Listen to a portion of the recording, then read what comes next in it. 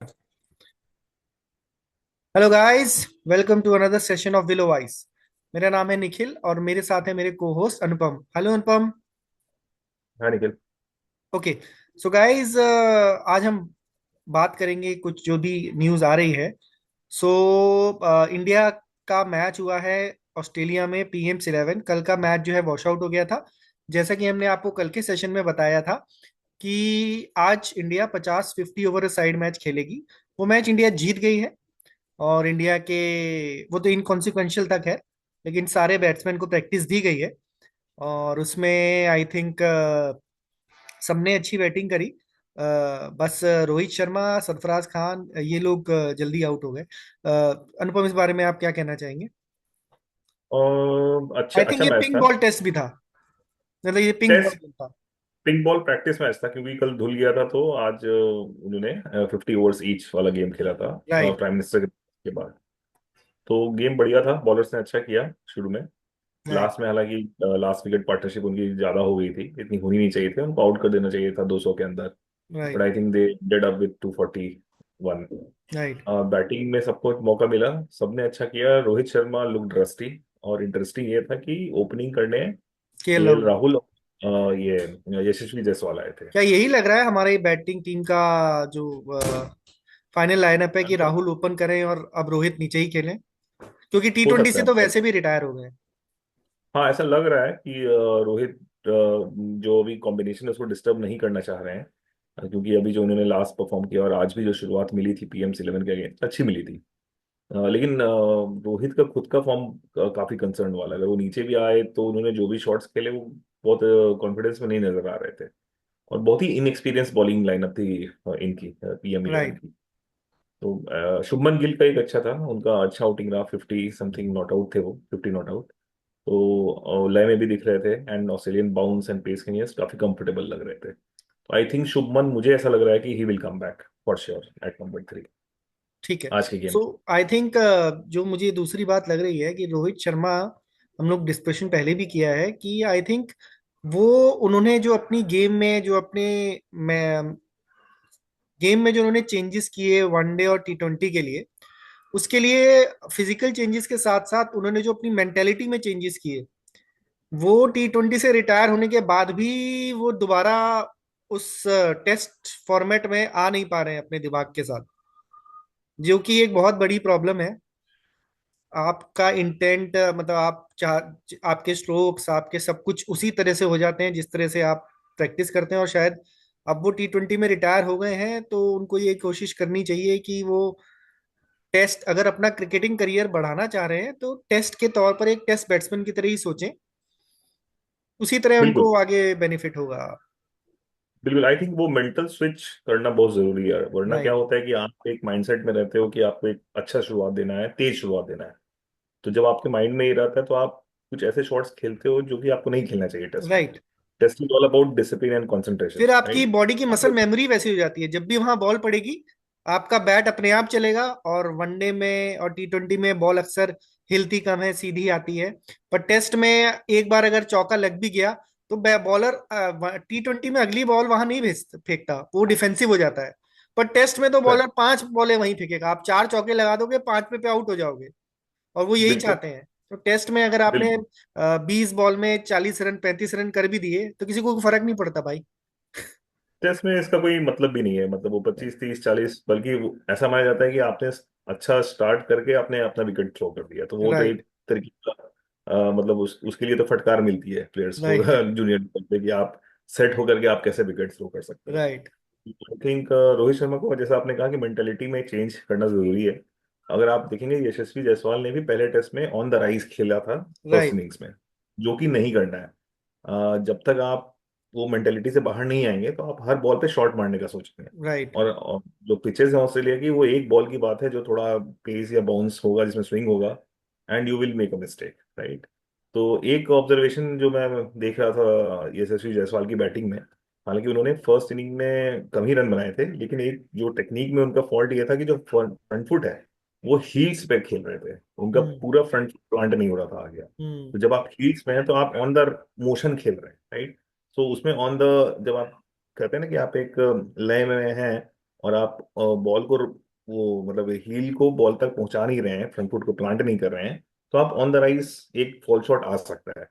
हालांकि उन्होंने ये करेक्ट किया था सेकंड इनिंग्स में, सेकंड इनिंग्स में उनकी फुट काफी फर्मली ऑन द ग्राउंड आ रही थी। राइट। जब बट क्या होता है, दे जब आप बाउंस को एक्सपेक्ट करते हैं तो you tend to be on your, not on your heels, you tend to be on your toes.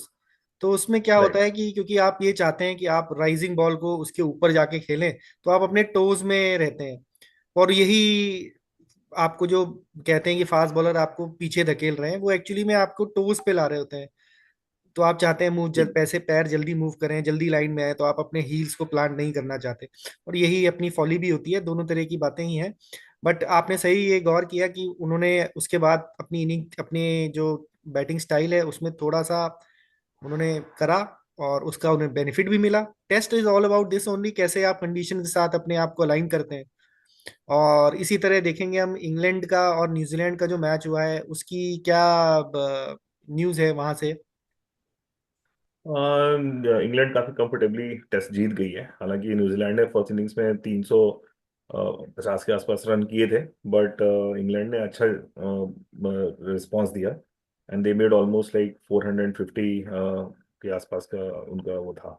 तो उसके राइट। बाद लीड बड़ा होने के कारण न्यूजीलैंड सेकंड इनिंग्स में उतना रन नहीं मार पाई, और 105 रन का उनका टारगेट था फोर्थ इनिंग्स में, राइट। जो काफी आसानी से इंग्लैंड ने चेज कर लिया 2 विकेट के नुकसान पे। केन विलियमसन ने 9,000 रन कर लिए हैं हाँ। इंटरनेशनल करियर क्रिकेट में। So Kane Williamson is now 106 run behind Kohli. And fab four में सबसे ज्यादा रन जो रूट के हैं।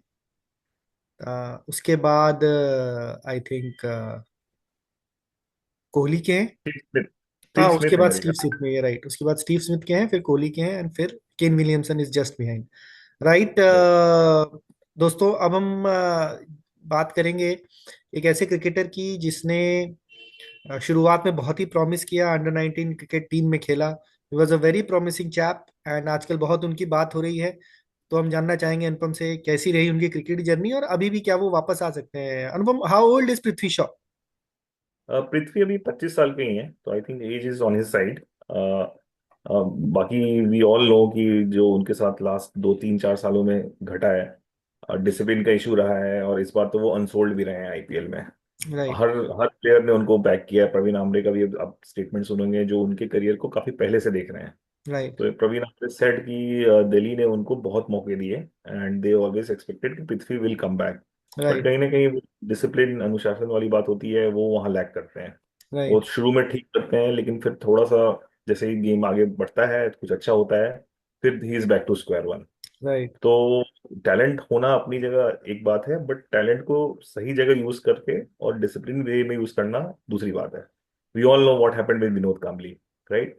बल्कि विनोद काम्बली से पहले भी मैं एक क्रिकेटर का नाम बताना चाहता हूँ, अनिल गुरव करके थे। तेंदुलकर से बड़े थे, लेकिन मुंबई में ऐसा बोला जाता था कि उनसे बढ़िया बल्लेबाज नहीं हुआ है क्या कोई। नाम बताया आपने? अनिल अनिल अनिल गुरव। गुरब। GRAB, अनिल गुरव। बट उनके साथ मेजर डिसिप्लिन इशू था। बहुत ही हम्बल बैकग्राउंड से थे। आचरेकर सर की एकेडमी में भी आते थे, और आचरेकर सर के हिसाब से उनसे बढ़िया बल्लेबाज कोई नहीं था, तेंदुलकर से भी बढ़िया माना जाता था उनको। खैर, तेंदुलकर उनसे जूनियर थे, तेंदुलकर उनके हम्म। बाद के थे। लेकिन उस पीरियड में, जो 80s का पीरियड था, उस समय उनको ऐसा बोला जाता था कि अनिल गुरव को कोई मुंबई का बेस्ट से बेस्ट बॉलर भी आउट नहीं कर सकता है। And like Tendulkar he also use to play multiple games, और हर जगह परफॉर्म करते थे। Right. But major problem was discipline, and then he lost track. और एक बार जो निकल जाता है, out of sight out of mind, फिर उसको कोई याद नहीं कैसी करता। रही है आज पृथ्वी शॉ की जर्नी? पृथ्वी शॉ की जर्नी, अगर मैं फर्स्ट क्लास की बात करूं, तो अभी तक उनका एवरेज बुरा नहीं है। फर्स्ट क्लास में 46 का एवरेज है। 53 मैच खेला उन्होंने, 4,000 रन बनाए हैं, 12 शतक भी हैं। लिस्ट ए में भी उन्होंने अच्छा किया है, जो कि ओडीआई का डोमेस्टिक फॉर्मेट होता है, उसमें भी उनकी एवरेज ऑलमोस्ट बल्कि बहुत हाई है, 58.4 है। राइट। तो उसमें कोई दिक्कत नहीं है, मतलब he has got the game, he has got everything. The problem lies with his discipline. Right. उनको एक अच्छे मेंटर की जरूरत है, जो अभी तक राइट। शायद काफी लोगों ने उनको समझाने की कोशिश करी है। बट मेंटर एक हद तक ही समझा सकता है, उसके बियॉन्ड प्लेयर पे डिपेंड करता राइट। है। यू अगर हैव प्लेयर टू नहीं, actually believe in your mentor also. Exactly exactly. और राइट। उसके बाद अगर आप, मेंटर आपको रास्ता दिखा सकता है, सब कुछ गाइड कर सकता है, बट अगर आप में डिसिप्लिन नहीं है और आप उसको फॉलो नहीं करते हैं, तो just nothing anybody can do. That is the problem with Prithvi Shaw. Right, right. Okay guys, so we just hope that एक बहुत ही अच्छा टैलेंट वेस्ट ना हो, और थोड़े सालों में इंडियन मिडिल ऑर्डर में जगह बनने भी वाली है, शायद ओपनिंग में भी। So keep we wish best of luck to Prithvi Shaw, और डिसिप्लिन तो आ सकता है वापस। Okay guys, thanks for logging, and subscribe करिए हमारे चैनल को, और ऐसी ही रोचक जानकारी हम आपके साथ शेयर करते रहेंगे। Thank you. Thank you. Thank you.